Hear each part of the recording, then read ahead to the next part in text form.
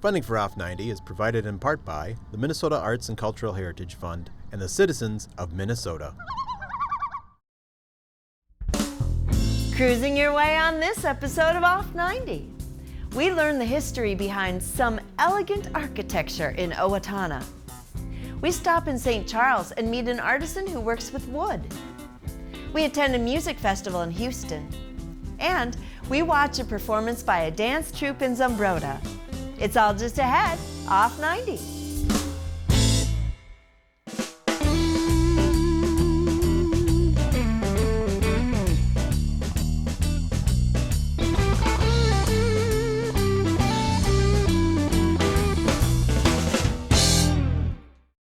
Hi, I'm Barbara Keith. Thanks for joining me on this episode of Off 90. The National Farmers Bank of Owatonna, Minnesota is a bank building designed by Louis Sullivan. It was built in 1908 and was the first of Sullivan's jewel boxes, a series of designs Sullivan made for several banks that all had the same theme. Sullivan, who was once a prominent architect living in Chicago, had fallen on hard times. The commission in Owatonna breathed new life into his career.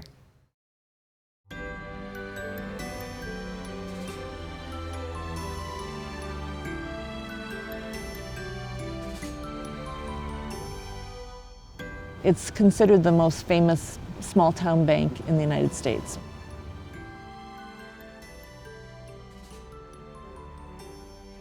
Well, I think the first time I came in here, like everyone else, you just stop in awe and you look up.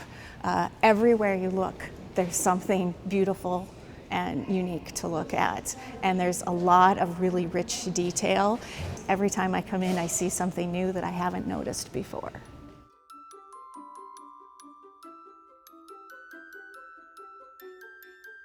Carl Bennett was the son of the founder of the National Farmers Bank. Carl had grown up in Owatonna. He was born here, just lived about 3 blocks up the street. After he attended Pillsbury Academy, he went to Harvard. His study was in music. I've talked to his grandson, who's now since passed away, and he said that probably the saddest day of Carl's life was when he came back to Owatonna, because his father expected that he would come back and be part of the bank business. But as Carl was here, he tried to bring art and culture into the city. He was involved in the Beethoven Society here in town. He also was on the library board, helped to choose the architect for that building, and he was a city council member, just very involved in the community. And so when his father was no longer the head of the bank, Carl decided it was time to build a new bank building, and that's when he contacted Louis Sullivan. Louis Sullivan was one of the premier architects in Chicago in the late 1800s. And he was very influential, especially in what would become the Prairie School of Architecture. Frank Lloyd Wright himself worked for Louis Sullivan.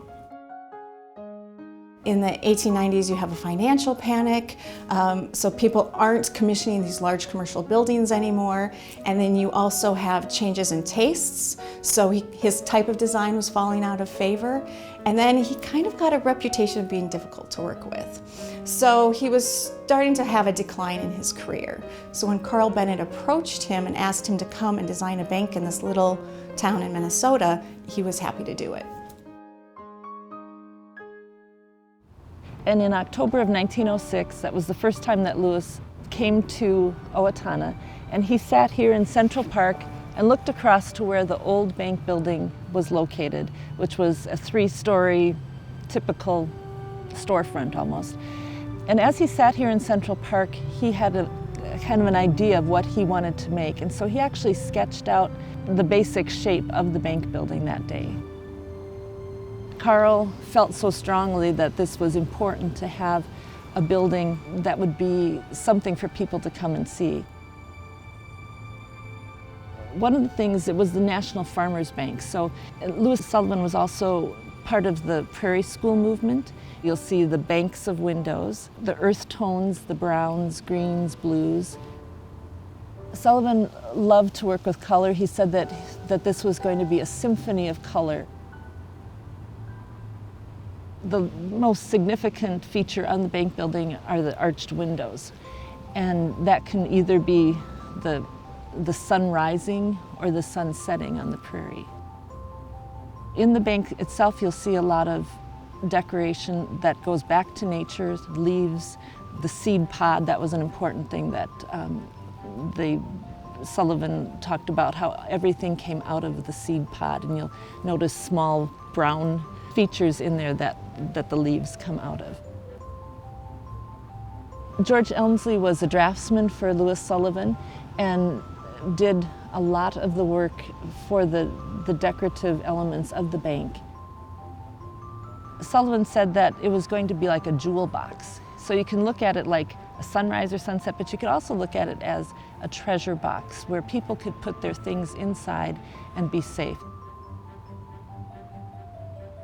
The bank building is so different from the other buildings here in Owatonna. There are two banks that were built shortly before the National Farmers Bank was built. And one is directly across the street. That was the Security State Bank. And the bank itself was only located in a small section of that bank building. Another one that was built about the same time was the First National Bank. It is surrounded by other buildings so that it doesn't stand out by itself. A corner is the best place for a bank. A lot of tourists come here. They visit Owatonna in order to see this because this really is one of the most important things that Louis Sullivan did. It's really a lasting part of his legacy. He ended up creating 8 jewel box banks. Unfortunately, as we get farther into the 1920s, farming prices drop, farmers can't make their payments, and the banks who made all those loans, by the late 1920s, Carl Bennett had to close the bank. He declared bankruptcy and he never recovered. And he talked later in life that he really regretted not pursuing that career in music that he always wanted. At that point, Carl, for a short time, went to New York to try to become a stockbroker. It didn't work out. His wife and 4 children were here in Minnesota, so he ended up coming back here. He had been a trustee for the Carleton College, and he was able to get a job at Carleton as a custodian.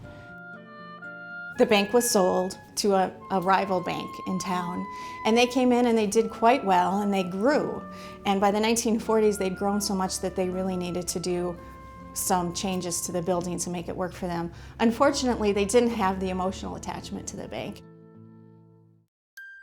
But luckily, through several restorations and changes, a lot of that has been kind of fixed as time's gone by.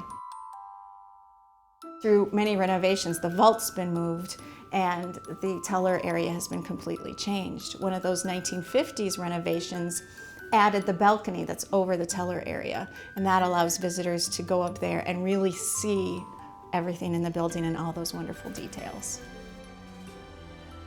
I love walking into it. I love seeing it gives you a feeling of peace. I still walk in there and I just feel like, wow, this is beautiful.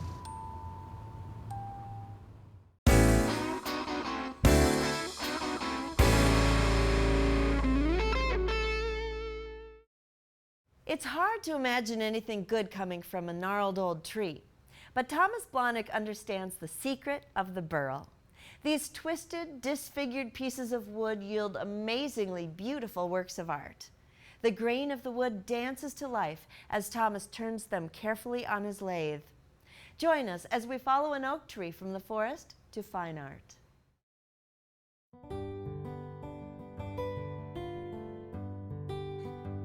Neighbors in the area heard about the fact that Hardee's was coming in and figuring they were going to take down the trees, contacted Spruce Up Austin and wanted to know what we could do. A beautiful lot with old oak trees that are probably 150 to 200, even older, years old. So that's kind of how the project began, trying to save these trees.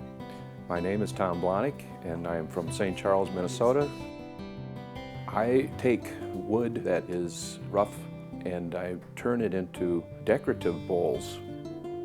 Gretchen Ramlow was the first one to actually contact me looking for somebody that could possibly turn some bowls and just it's memory of the trees that stood.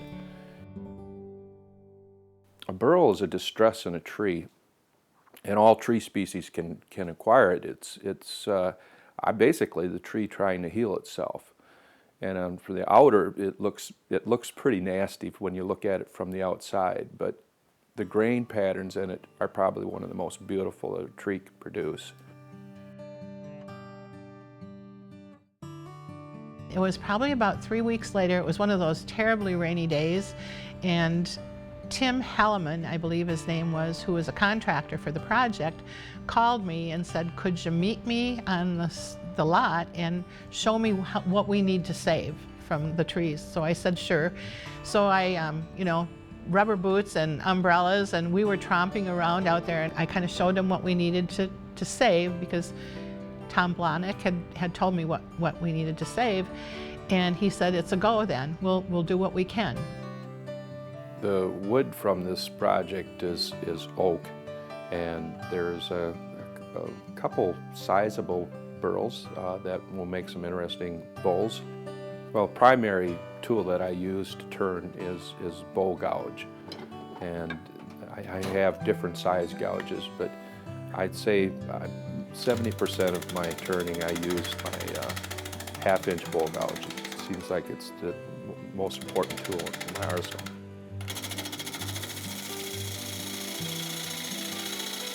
I will core out probably about 5 or 6 bowls out of the burl.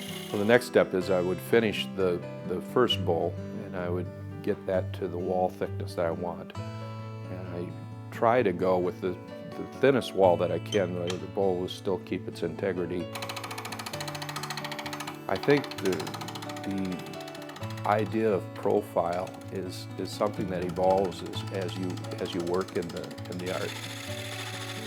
You take a step back when you're turning, and you're looking at the form and how it evolves. And I think it gets to the point where you just feel this is right.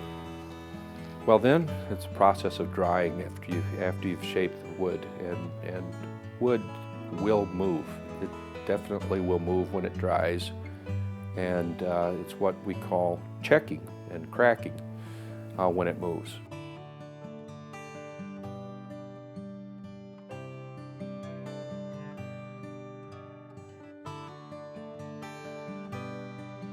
So I will put them in plastic bags along with newspaper, and then turn them around about every other day, flip them so that they'll dry slow enough that in maybe about 2 or 3 weeks, I'll just let them be exposed to the air. After the bowl's dry, then I come back into the shop with it and start finishing it and sanding it, and then I spray lacquer the entire bowl after that point. You know, I think as a volunteer at the Artwork Center and seeing all the beautiful things that the artists make, so to have these trees, it's another piece of our local environment that we're going to be able to save, and it's a beautiful piece of art. So we've done all of this, and Tom's got the wood to make the bowls, and I can hardly wait for the phone call when he said he's done, he's got the bowls ready, and he's coming to Austin with our bowls. I hope that the community enjoys the bowls that I get from these burls. I think that everybody has their own niche. I've tried a lot of different things in my life, and it just feels like this is home, doing wood turning. I'm going to continue doing this till I can't do it anymore.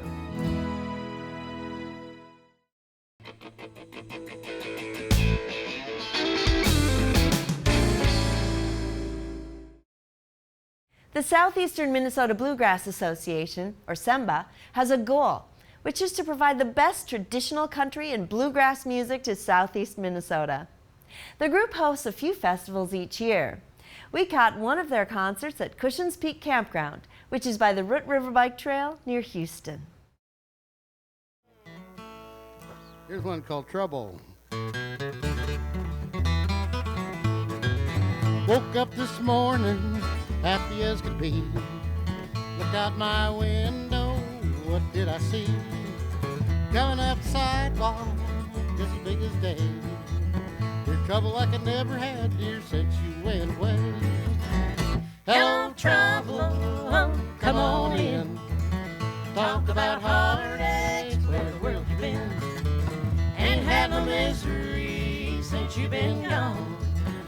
Hello, trouble, trouble, trouble, welcome home. They do it because they love it.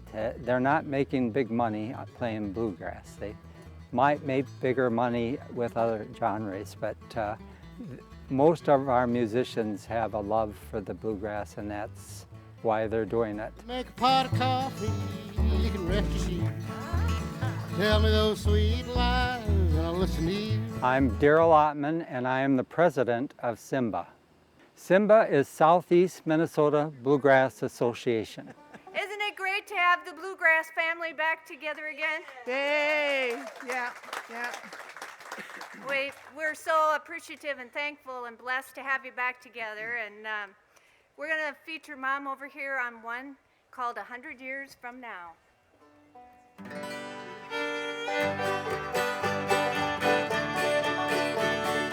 The goal of Simba is to promote bluegrass and old-time country. It is an art form that's indigenous here. Well, 100 years from now I won't be crying. 100 years from now I won't be blue. And only if we can reach children and young adults to appreciate it will it go forward. There's so many other types of music that they are exposed to first.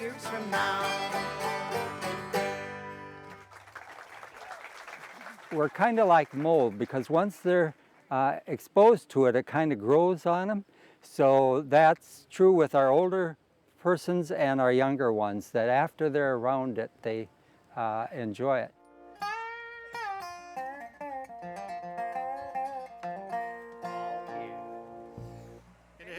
There? All right.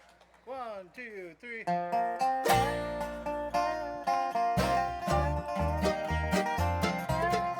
We say bluegrass music is kind of country music in overdrive. Little Missouri River. We are kind of fast and steady beat and all acoustic, and so it takes a certain talent to play it as well. I'm going home to Arkansas. Gonna see my mom, gonna see my pa. This is our August Bluegrass Festival weekend. We're always the third full weekend in August. We have 7 bands or so, and they come from all over the country, and we put on the best concert we can for our budget and for availability of people to come. Some of them have to travel quite a ways to get here, so. I'm coming home to stay. We are in a beautiful Bluff County valley. It's just beautiful. The river is on one side of the campground, and the river bike trail is on the other. So our people that come to the festival do both. They float down the river and they paddle up and down, and so it can be a very nice family activity too. We have people from Wisconsin and Iowa and Minnesota, of course, and they bring their families and they take advantage of the whole area here. It's just a perfect place for us. I think the people that are new say, wow, we had no idea you were here, and most of them are somewhat blown away by the talent that is here, both on the stage and off stage. That's probably what we hear the most, is how great the bands are and how good the jam is. So. Are you ready, sir? There we go. All right.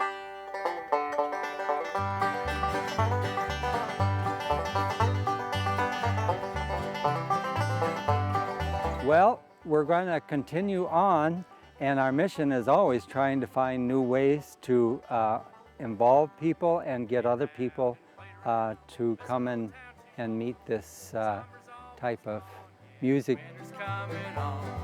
Played around and played around. this old town too long, and I feel like I've got to travel on. Papa writes to Johnny, Johnny can't come home, Johnny can't come home. I went to an arts seminar, and they said the most important thing for whatever genre you're doing, arts in the park or whatever, is people have to have a good time. The goal for, I think, myself and probably all the board is to keep expanding our festival and hopefully make it enjoyable. So that's our goal, I guess. Yes, I feel like I've got to travel on. Thank you very much. Well, I retired in 2001, and now between hiring bands and doing the programming and just all the paperwork that's involved, I don't have time to work another job. I mean, this is pretty much full-time for us.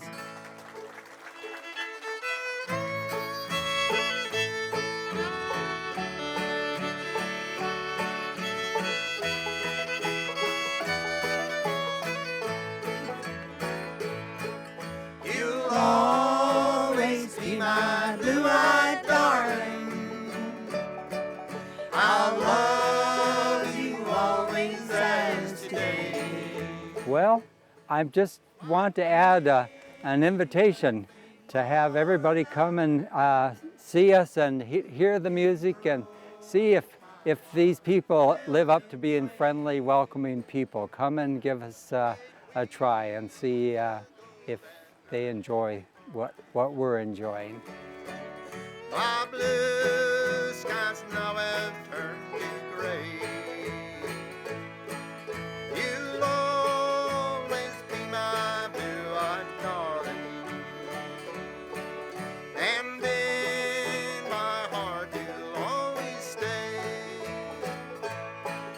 You'll always be my blue-eyed darling. I'll love.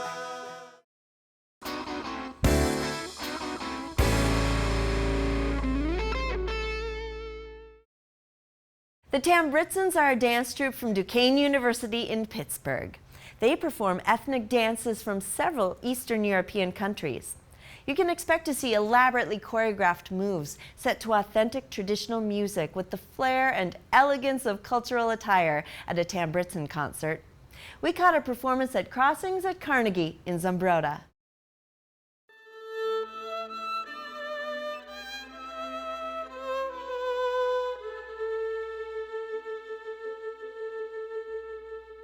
I'm Marie Marvin, and I'm the owner of Crossings at Carnegie.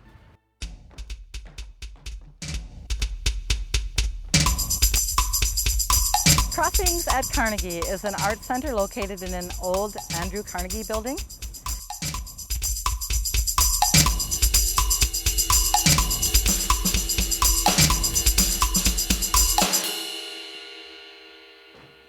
We're located one block off of Main Street in Zumbrota.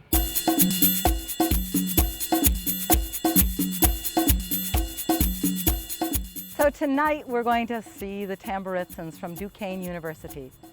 Many years ago, my folks discovered this group up in northern Minnesota, and they decided that it would be a great fundraiser for the Zumbrota Area Arts Council, so they brought them in.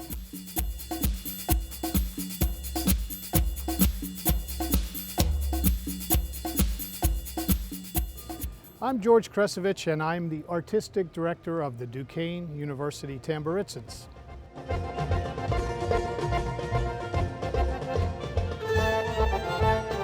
We're in our 79th year of performing Eastern European folk music and dance. We hail out of Pittsburgh, Pennsylvania. We've been affiliated with Duquesne University for pretty much the 79 years that we've been in existence. And this year marks a very special year in that we are going to become a nonprofit organization on our own. And so we're calling our show this year New Horizons. It's very appropriate. We're trying to modernize our show a little and keep some of our traditions, a rich tradition that we've always had, and try and appeal a little more to the younger generation and let them know who we are.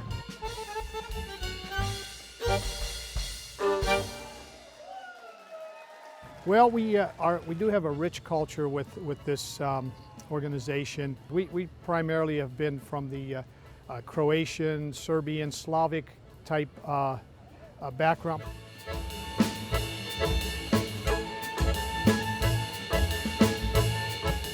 The goal of this tour is, again, to get a great show together.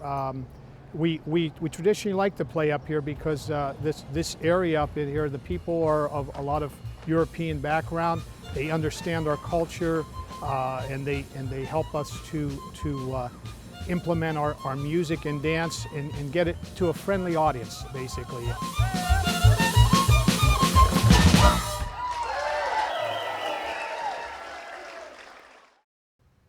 That's all for this episode. Please help Off 90 meet its financial obligations by becoming a member of KSMQ Public Television. Give us a call at 507-481-2095 or 1-800-658-2539 or sign up online at ksmq.org. Thanks for watching. Join us next time. Off 90.